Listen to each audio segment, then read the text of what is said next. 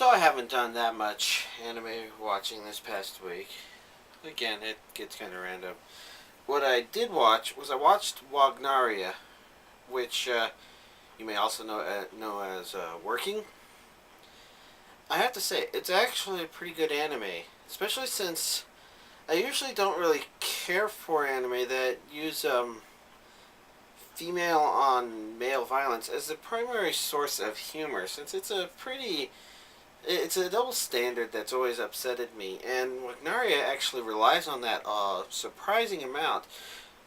But despite that, it had a lot of things about it that were still interesting.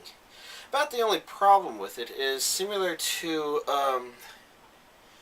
what was it called? Was it Nyan Koi? I think where basically it feels like a first season and there's no second season out.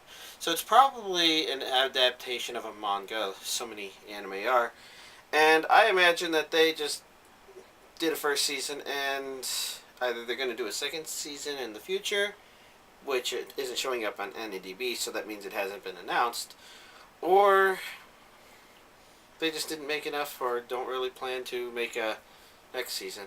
Difficult to say. So there's no real conclusion to it since it's, like I said, only really a first season, and it leaves plenty of open questions for that second season. It's just so if you watch it for what happens in the first season.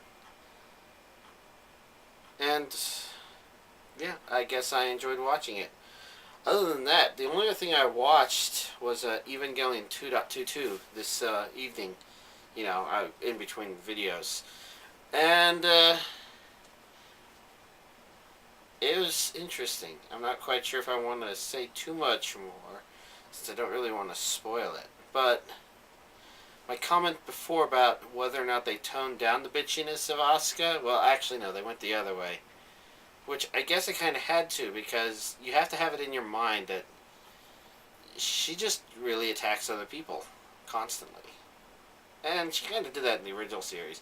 The person I watched it with had not seen everything in the original series, so he was quite surprised by some of the turns that Evangelion 2.22 took, whereas they weren't too surprising to me. But I can't go into too much more details there. For the most part, I got to see some of Asuka in the original series again, and confirmed that she's always putting other people down, complaining, and being Asuka.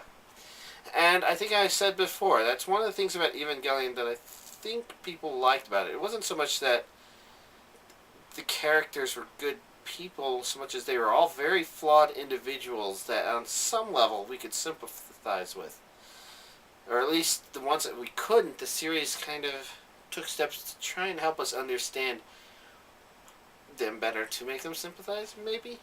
I don't know. It's all speculation on my part. I'm hardly a psychologist or story designer anyways.